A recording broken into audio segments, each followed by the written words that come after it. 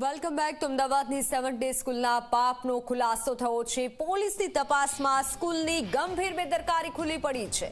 38 minute સુધી ઇજાગ્રસ્ત બાળક સ્કૂલમાં પડ્યો રહ્યો। હુમલા બાદ કણસતો રહ્યો મૃતક નયન। સિક્યુરિટી ગાર્ડે સ્કૂલ પ્રશાસનને આ વિશે જાણ કરી હતી। હુમલાની જાણ હોવા છતાં સ્કૂલે કોઈ પણ પગલાં ન લીધા। ક્રાઇમ બ્રાન્ચે બેદરકારીને લઈને ફરિયાદ કરશે ક્રાઇમ બ્રાન્ચ હવે। ત્યારે આજે મોટો ખુલાસો થયો છે। સ્કૂલ સામે ગંભીર બેદરકારીના આક્ષેપ થયા છે। સ્કૂલની ગંભીર બેદરકારી હતી કારણ કે જ્યારે વિદ્યાર્થી પર હુમલો થયો ત્યારે 38 મિનિટ સુધી વિદ્યાર્થી એ રીતે કણસતો રહ્યો, પરંતુ કોઈ પણ પ્રકારના પગલાં સ્કૂલ પ્રશાસન તરફથી ન લેવામાં આવ્યા। ઓનલાઈન પર સંવાદદાતા ઉદય જોડાઈ ચૂક્યા છે। ઉદય, 38 મિનિટ જેટલો સમય થઈ ગયો પરંતુ સ્કૂલે કોઈ પણ પગલાં ન લીધા। જો સ્કૂલે કંઈક મદદ કરી હોત તો આજે વ્યક્તિનો જીવ, બાળકનો જીવ બચી ગયો હોત, નયનનો।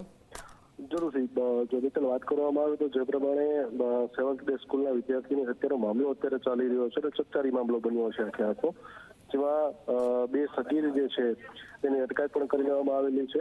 અને અત્યારે જે સુધી પહેલા દિવસથી ક્યાંક ને ક્યાંક વાલીઓ જે છે સ્કૂલના, એમનો આક્ષેપ હતો કે સ્કૂલની બેદરકારી છે। તો હવે અત્યારે તપાસ જે ચાલી રહી છે અમદાવાદ ક્રાઇમ બ્રાન્ચમાં, તપાસમાં સામે આવ્યું છે, સીસીટીવી ફૂટેજ તપાસતા સામે આવ્યું છે કે નયન પર જ્યારે જીવલેણ હુમલો કરવામાં આવ્યો ત્યારબાદ એ સ્કૂલમાં આવ્યો, સ્કૂલમાં આવ્યા બાદ 38 મિનિટ સુધી સ્કૂલમાં રહ્યો હતો। ત્યાં સુધી કોઈ પણ પ્રકારની કાર્યવાહી જે સ્કૂલે કરવાની હોય પ્રાથમિકતા આપીને, કે તાત્કાલિક સારવાર આપવી, એમ્બ્યુલન્સ બોલાવી કે સહિતની જે કામગીરી કરવાની નથી કરી, એ બેદરકારી સામે આવી છે। જેને લઈ અમદાવાદ ક્રાઇમ બ્રાન્ચે અલગથી કલમ ઉમેરો કરવાની જે કાર્યવાહી જે છે હાથ ધરી છે। કોર્ટમાં રિપોર્ટ સોંપી દીધો છે અને કોર્ટની અંદરથી રિપોર્ટ આવ્યા બાદ જે છે શાળા સંચાલકોની પણ ધરપકડ થઈ શકે છે।